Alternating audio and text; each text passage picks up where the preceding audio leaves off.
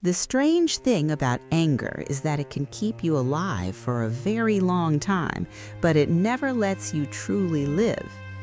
My name is Margaret, and I'm 85 years old, and for most of my life, I believed there was one person who had ruined it beyond repair. Even now, saying that out loud feels heavy, because it took me more than 60 years to finally let that belief go. I was 22 when it happened. Young, hopeful, certain that love would protect me from anything the world could do. I had just married a man named Thomas, and I thought I knew exactly who I was and what my future would be. We had plans, modest ones, but they felt grand to me back then. A small home, children, Sunday dinners, laughter that would fill the years. Then, one afternoon, without warning, my sister came to me with a look I had never seen on her face before. She told me something about Thomas that I did not want to believe, something that made my knees weak and my ears ring. I confronted him that same night, and by morning, the life I thought I was building had already collapsed. He left, not with shouting or apologies, but with silence. And later I learned that it wasn't only betrayal, it was deception that had been going on longer than I could bear to imagine. What hurt the most was not just losing my husband, but losing my trust in myself. I kept thinking, how could I have been so blind? For a long time, anger became the way I survived. It gave me something solid to hold on to when everything else felt uncertain. I told myself that if I stayed angry, I would stay protected. I raised my children alone, worked 2 jobs, learned how to be strong in ways I never wanted to be strong. But anger has a way of settling quietly into your bones. It doesn't shout every day. It just sits there, shaping your thoughts, narrowing your heart, teaching you to expect disappointment before it arrives. I stopped believing in love not because I didn't want it, but because I was afraid of what it could take from me again. Years passed. My children grew, married, had children of their own. I watched them struggle, forgive, sometimes fail, sometimes heal.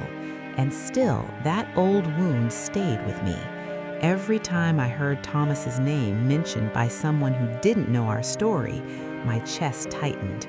I told myself I was over it, but I wasn't. When you carry bitterness long enough, it starts to feel like part of your identity. I wasn't just Margaret, the mother, the grandmother, the neighbor. I was Margaret, the woman who had been wronged. And in a strange way, that story gave my life a shape I didn't know how to release. Then, about 3 years ago, I received a letter, a thin envelope, shaky handwriting. It was from Thomas's daughter, a daughter I never knew he had, not until that moment.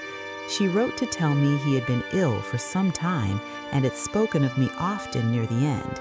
She said he wanted to apologize but was too ashamed to reach out himself before he died. I sat at my kitchen table for a very long time after reading those words. I expected to feel victorious or relieved or angry all over again. Instead, I felt something else, something quieter and more unsettling. I felt tired. Not the kind of tired that sleep fixes, but the tired that comes from carrying a heavy story for too many decades.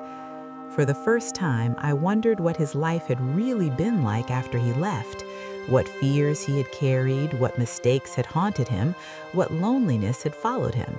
I realized I had spent 60 years defining myself by the worst thing someone had done to me, without ever asking who I had become because of it. Forgiveness did not arrive all at once.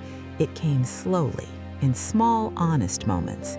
One afternoon, I said his name out loud and noticed my voice no longer shook.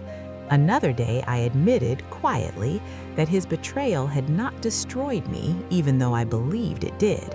It had changed me, yes, but it had not taken everything. What surprised me most was discovering that forgiveness was not something I gave to him, it was something I finally allowed myself. I did not excuse what he did. I did not rewrite the past or pretend it had not hurt. I simply decided I no longer wanted to spend the rest of my life chained to a memory that could no longer be changed. At 85, time feels different. You notice how precious it is, how little of it remains, how gently you must handle what's left. I began to see that anger had taken more from me than Thomas ever had. It had stolen moments of joy, softened relationships, closed doors I didn't even know I was keeping shut. Now, when I think of him, I no longer feel the sharp edge I once did. I feel something closer to sadness and sometimes even compassion, not because he deserved it, but because I did. If you are listening to this and carrying a wound that has followed you for many years, I want you to know something gently, without instruction or pressure. Forgiveness is not forgetting, and it is not weakness. It is simply choosing, one quiet day at a time, to free yourself from a story that no longer has to define who you are. I am 85 years old, and I cannot change what happened to me at 22, but I can choose how much of my remaining life belongs to peace. And that, at last, is the part of my story I wish I had learned much earlier. Remember, the wise don't rush. From Moonkind Stories.